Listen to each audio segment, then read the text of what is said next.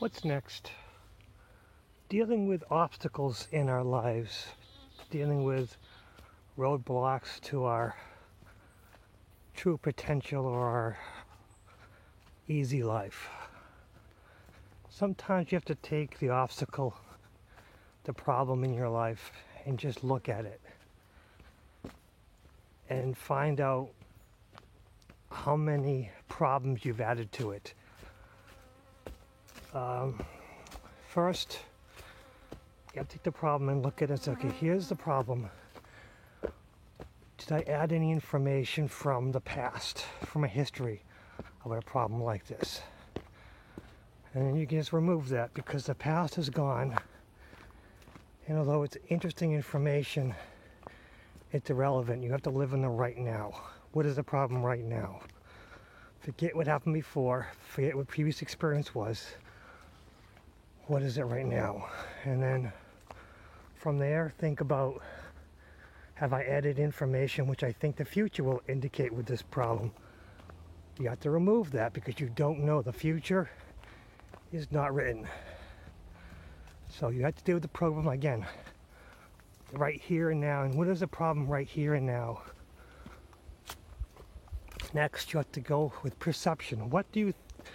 Does the problem come from what other people will think about you from this problem? Well, again, take it off the table because you can't know what other people see. You can't know other people's perception, and it's really not your problem. You have to focus on you and only you.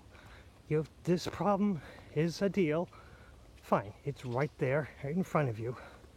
But whatever other people think and how other people are influenced by this problem, it's not your problem. Your problem is to focus on your life and to fix this issue here and now. If there's a problem from other people, well, is it really yours? Has it been passed on to you from someone else? And if this is too much for you, if you can't carry it, or even if it's a little bit too much, you have to either reduce it by giving some of it back to them, or tell them, I can't deal with your problems. I have enough of my own. Because sometimes we just pick up other people and their problems because we are very kind and generous people. And that involves sacrificing ourselves. And as a good person, we don't sacrifice anyone, including ourselves. We do what's best for ourselves first, and then once we are at a good place, we can start helping others. But again, without sacrificing ourselves, without making too much effort. Life is always about constant stress here and there, little by little, challenges here and there, and that's fine. But once it becomes an insurmountable obstacle, you have to break it down and decide what you can deal with, what you even want to deal with, and what is just extra. History is gone. The past is gone. What happened before is irrelevant to the right now. The future doesn't even exist. The future is a guess, and you really don't want to live your life on guesses.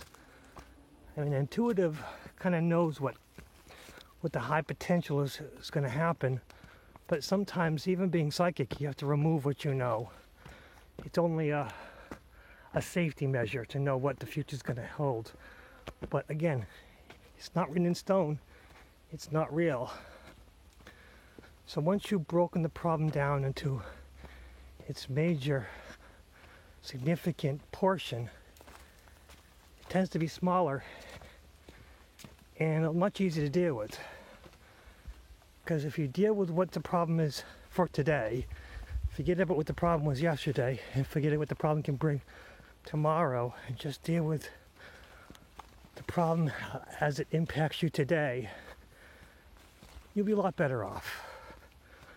I mean, sometimes you have to, it's not so much procrastinate, but to divide it up a little bit and to decide, okay, I'll deal with this part of it now and make an effort, and then from there I'll break up little bits and pieces of this problem eventually. This robin is working in front of me and I don't know why. Hello. And once we can break our problems into smaller parts, we have to think less about it and we have less of an issue and we can relax and have less stress. But again, life is about some minor bits of stress. We tend to learn with a little bit of stress.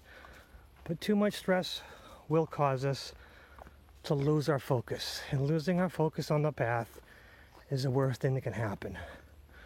So if there's a problem that's causing you to lose focus and you can't deal with it, either pull someone else in to help you or table it. Just put it on the table and let someone else, let your future self deal with it.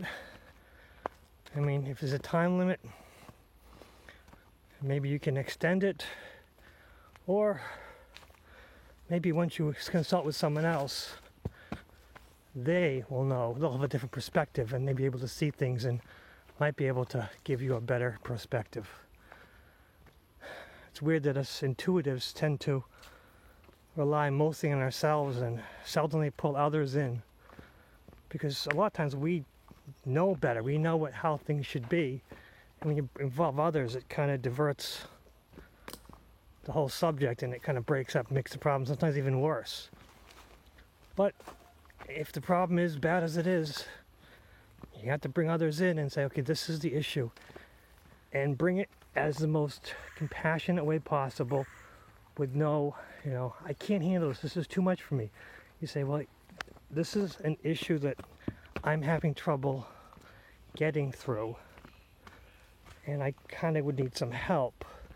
And as long as you don't do it as an accusatory tone, as long as you want to include them to help you rather than accuse them of not helping, you can work together in a much more compassionate way, because compassionate speech gets you much further than arguments. Arguments will get you nowhere. But these are just my ideas on issues as I come up in my life and have to try to deal with them myself. And I welcome anyone's insight or advice from their point of view. What's next?